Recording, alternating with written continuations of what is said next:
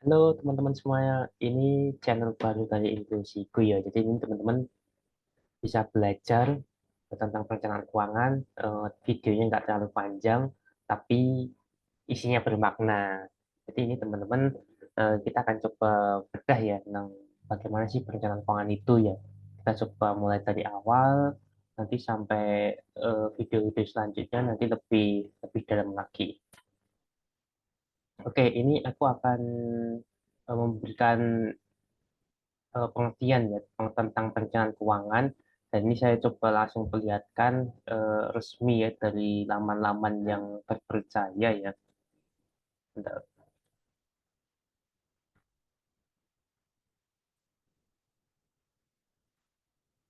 Nah, ini teman-teman, ini bersumber dari OJK ya.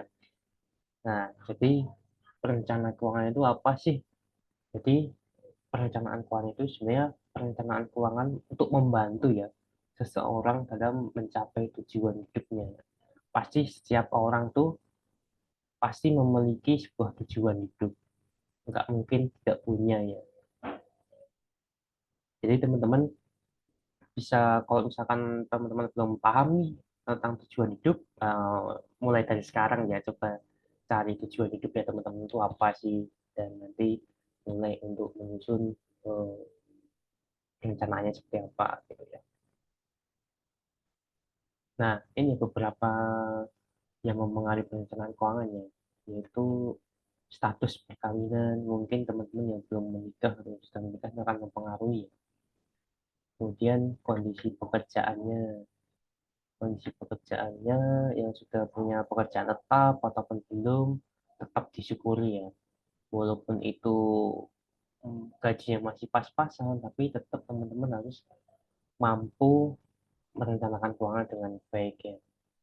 Terus kemudian masalah usia, teman-teman kalau masih yang muda-muda ini, persiapkan dengan matang nih. Eh, Usia muda teman-teman dimaksimalkan untuk bisa mewujudkan ya impian teman-teman.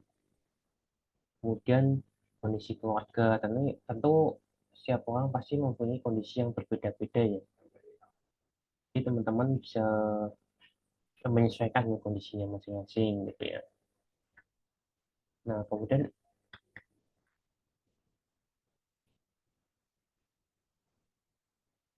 oke, nah kenapa sih perencanaan itu penting ya? Karena menurut data BPS ya, menurut data BPS eh, atau OJK itu melakukan survei ya bahwa indeks literasi keuangan tuh masih rendah gitu loh, masih rendah. Dan saya coba untuk perlihatkan ya sebenarnya.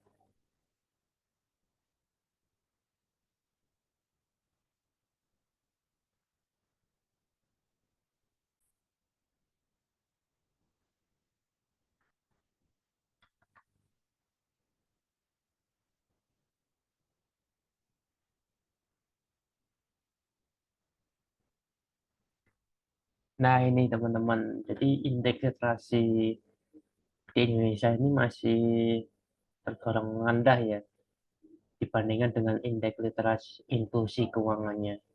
Masih di indeks literasi ini masih 49,6% nih, dan inklusi keuangannya 85%. Nah ini di data terakhir diambil pada tahun 2022 ya. Nah ini menunjukkan bahwa ternyata masyarakat Indonesia ini masih minim terhadap literasi keuangannya. Jadi maksudnya apa sih literasi keuangan itu sama inklusi? Nah, literasi itu pemahaman ya, pemahaman tentang pola berpikirnya, tentang perilakunya. Nah, kalau inklusi itu yaitu ketersediaan akses terhadap produk keuangan. Jadi masyarakat itu sudah menggunakan produk-produk keuangan, tapi kenyataannya masih belum memahami sepenuhnya gitu ya tentang produk yang mereka gunakan gitu ya. Nah, ini yang perlu kita tolong ya tentang literasi keuangannya supaya bisa mendorong dan bisa memaksimalkan inklusi keuangannya. Jadi eh, semakin selaras gitu ya dengan apa yang kita impikan gitu ya. Yang sudah kita buat tujuan keuangan kita. Nah, ini sama di setiap wilayah juga eh, angkanya masih di bawah dengan inklusi ya. Jadi ini yang merah-merah ini literasinya dibandingkan dengan inklusi keuangannya yang lebih tinggi.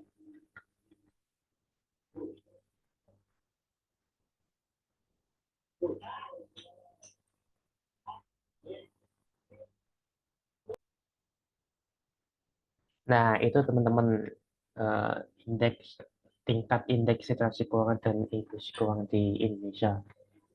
Nah, ini saya akan coba tunjukkan lagi ya bahwa ternyata pemerintah itu sudah melakukan sesuai lanjutan ya terkait untuk tahun yang terbaru ya di 2024. Nah, ini jika menggandeng dengan BPS. Nah, kita coba tunggu ya hasilnya akan seperti apa. Apakah nanti hasilnya meningkat atau tidak? Nah, nanti kita tunggu aja hasilnya. Jadi itu teman-teman untuk video kali ini kita cuma membahas tentang literasi dan inklusi keuangan itu seperti apa. Oke, terima kasih teman-teman. Bisa ditunggu video-video selanjutnya. Terima kasih.